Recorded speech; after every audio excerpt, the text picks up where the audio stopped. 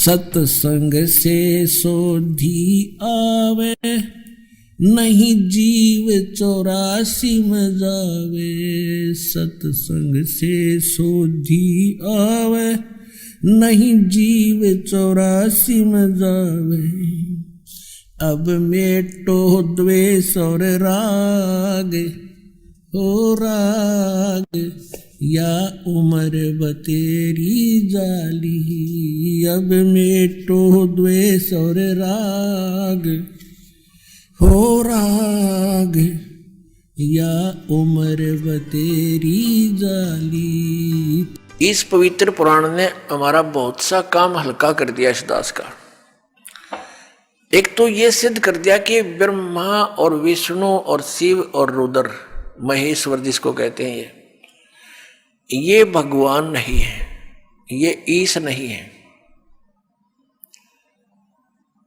इसलिए दास कहता है कि 3 मुख्य रूप में दास के प्रवचनों में ये ब्रह्म समझो।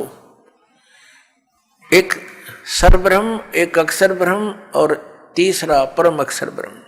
तो इन 3 प्रभुओं का ज्ञान जब हमें होगा तो हम पूरे दातम ज्ञान को आसानी से समझ सकेंगे। ये ज्ञान हमें होगा कहां से?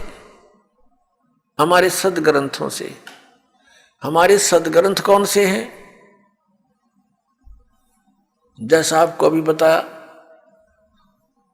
हमारे सदग्रंथ हैं, सदशास्त्र हैं, पवित्र 5 वेद, ऋग्वेद, सामवेद, अथर्ववेद और यजुर्वेद।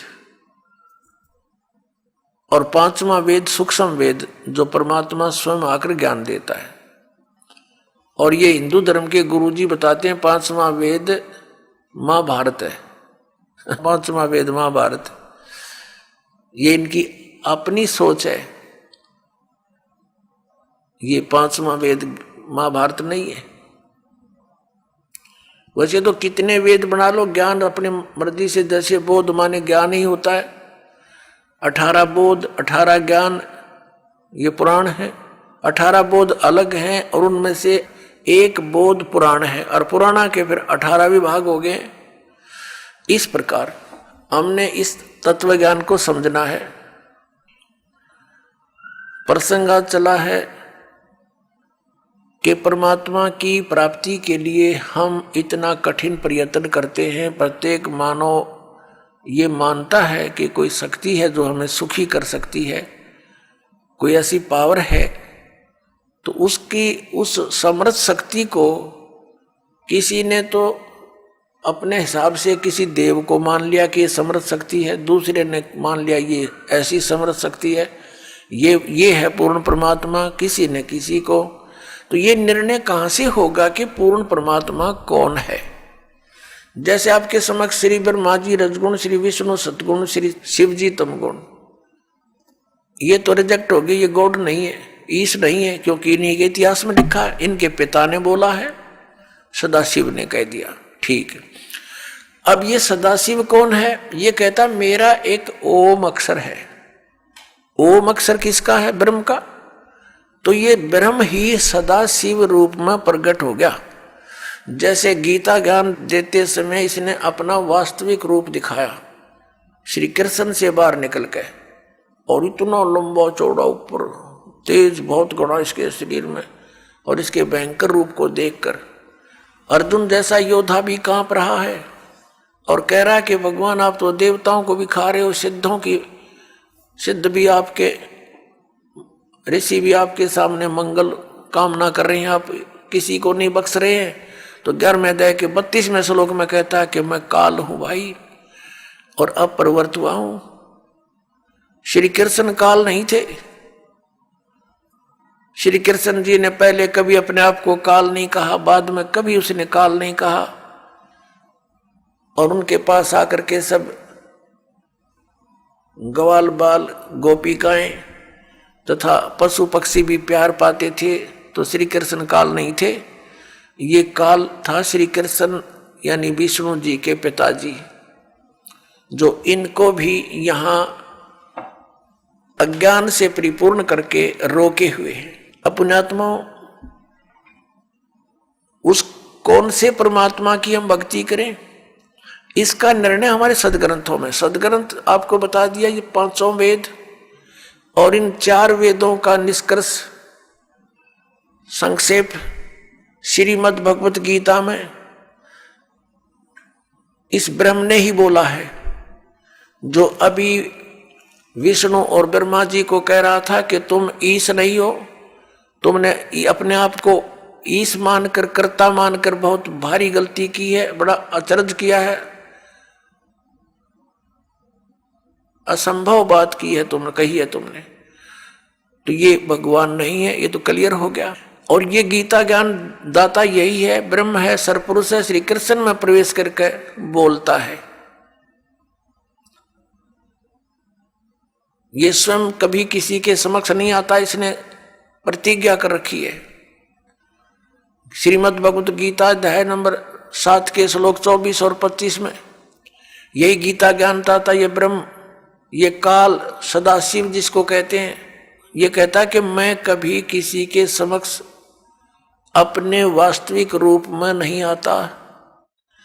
मुझ अव्यक्त को यह व्यक्तिम आपनम मनन्ते, ये बेबुद्धि के लोग, मंदबुद्धि के व्यक्ति मुझे श्री कृष्ण मान रहे होंगे व्यक्ति रूप में प्रकट। आई एम नॉट कृष्ण, मैं अपनी योग माया से छुपा रहता हूं, मैं कभी किसी के समक्ष नहीं आता।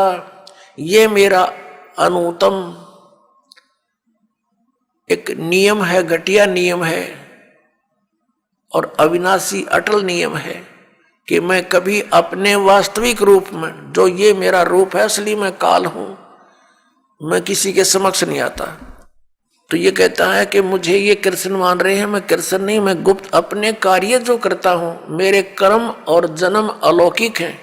श्रीमद् भगवत गीता अध्याय नंबर 4 के श्लोक नंबर 5 और 9 में इसने स्पष्ट किया है।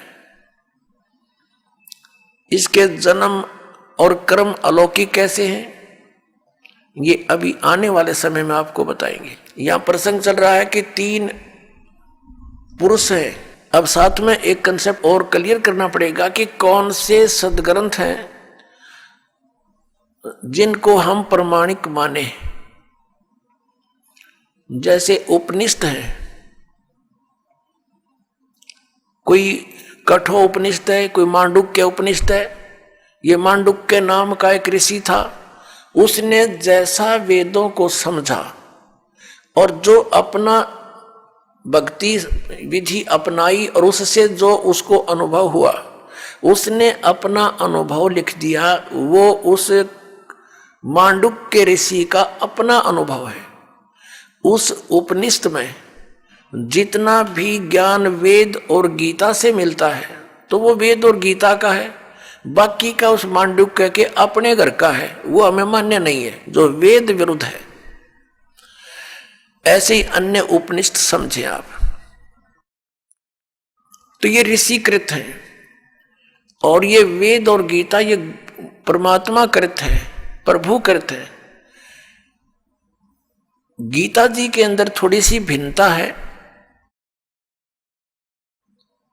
जैसे जो ज्ञान वेदों वाला है वो सही है, कुछ ज्ञान में इसने अपनी अटकल लगाई है। ब्रह्म ने जो वेदों में ज्ञान दिया वो तो पूर्ण परमात्मा ने दिया है, इसके अंदर फीड कर दिया, इसका उसमें कोई रोल नहीं रहा। लेकिन आगे इसने ज्ञान दिया है तो ये बीच में इसका ये कहा जाता है कि ब्रह्म दत्त, ये ब्रह्म ने दिया ज्ञान। जैसे ये जीव है, ये है तो भगवान का, और जिस माँ से जन्म ले लिया तो वो फिर उसका अधिकार मानती है कि ये मेरा है, ऐसा समझ लीजिए। और फिर उसी का ही कहा जाता है, बोला जाता है व्यवहार में। तो ऐसे ही चारों वेद पूर्ण परमात्मा ने दिए थे, इसके अंदर फीड कर दिए थे अंतःकरण में ब्रह्म के, सरपुरुष के। इस सरपुरुष ने, ब्रह्म ने अपने श्वासों के द्वारा इसको बाहर निकाला। अपने आप निकल के समय आने पर समुद्र के अंदर फिर इसने बाद में चारों को छुपा दिया था, जो बाद में सागर मंथन करने पर ब्रह्मा जी को प्राप्त हुए। एक इसने नष्ट कर दिया, 5वां वेद, जो जिसके देने के लिए परमात्मा को स्वयं आना पड़ता है। प्रत्येक युग में आते हैं और वो सच्चिदानंद घन ब्रह्म की वाणी वो स्वयं बोलकर हमें ज्ञान देकर जाते हैं, हमारा कल्याण करवाते हैं। तो उस वेद ज्ञान को इसने भी पढ़ा, उसके आधार से फिर इसने गीता में वेदों वाला ज्ञान दिया। फिर साथ में युद्ध कराने के लिए इसने कुछ अपनी अटकल लाई, तो वो अटकल इसके अपने घर की है, वो वेद ज्ञान नहीं है। जैसे इसने श्रीमद् भगवत गीता अध्याय नंबर 3 के श्लोक नंबर 8 में कहा कि अर्जुन, यदि तू एक स्थान पर बैठा रहेगा, कर्म सन्यासी हो गया, तो फिर तेरा निर्वाह कैसे होगा? एक स्थान पर बैठकर हठ योग करके साधना करता रहेगा। तो मूर्ख लोग होते हैं जो ऊपर से तो हठ योग करके समाधिस्थ नजर आते हैं, लेकिन वो अंदर में चिंतन कुछ और ही करते रहते। ऐसा करना व्यर्थ है। फिर छठे अध्याय के 10, 11, 12, 13, 14, 15 तक इसने क्या बताया है? फिर अपनी विधि बताई है, और वो वेद ज्ञान है जो तीसरे अध्याय के 7, 8 मंत्र में दिया है। वो तो वेद ज्ञान कि यदि तू एक स्थान पर बैठकर हठ योग करता रहेगा तो तेरा फिर निर्वाह कैसे होगा? इस कर्म सन्यासी नहीं होना, कर्म योगी बन।